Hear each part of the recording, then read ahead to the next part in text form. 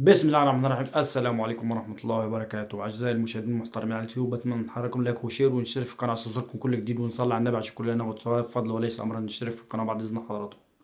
طبعا يا جماعة، موضوع مدير الكرة، اتكلمت في موضوع مدير الكرة ده وقلت إن الأسماء اللي تم طرحها مؤخرا يعني مش هتفيد النادي الأهلي.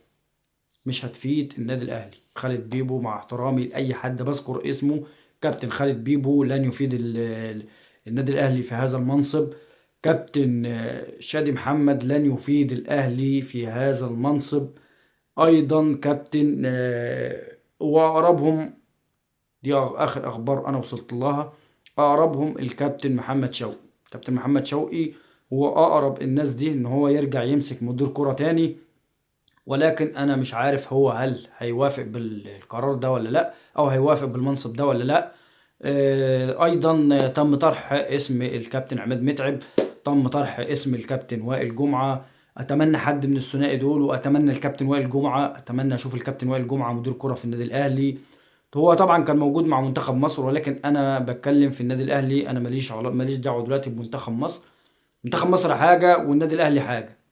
فانا اعتقد كابتن وائل جمعة اذا مسك مدير كرة في النادي الاهلي، اعتقد هيحقق نجاحات، وهيثبت مستواه وهيثبت نفسه مع النادي الاهلي. ولكن انا مش مع عودة الكابتن خالد بيبو، مع احترامي ليه، او مع الكابتن طبعا شادي محمد. انا يعني زي ما قلت، المنصب ده محتاج راجل يعني حازم، راجل شديد مع اللعيبه اللي في الوقت الحالي. ما ينفعش المدير الكرة يكون مصاحبهم، يهزر معاهم، يضحك معاهم. كلنا شفنا يا جماعه، كلنا شفنا الكابتن وليد صلاح الدين مع اللعيبه، يعني صاحبهم، مهزر معاهم.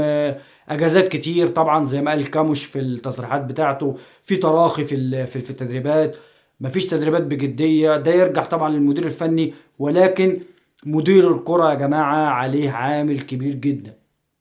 مدير الكرة عليه عامل كبير جدا. فلا بد من وجود مدير كرة قوي الشخصية. مدير كرة قوي الشخصية.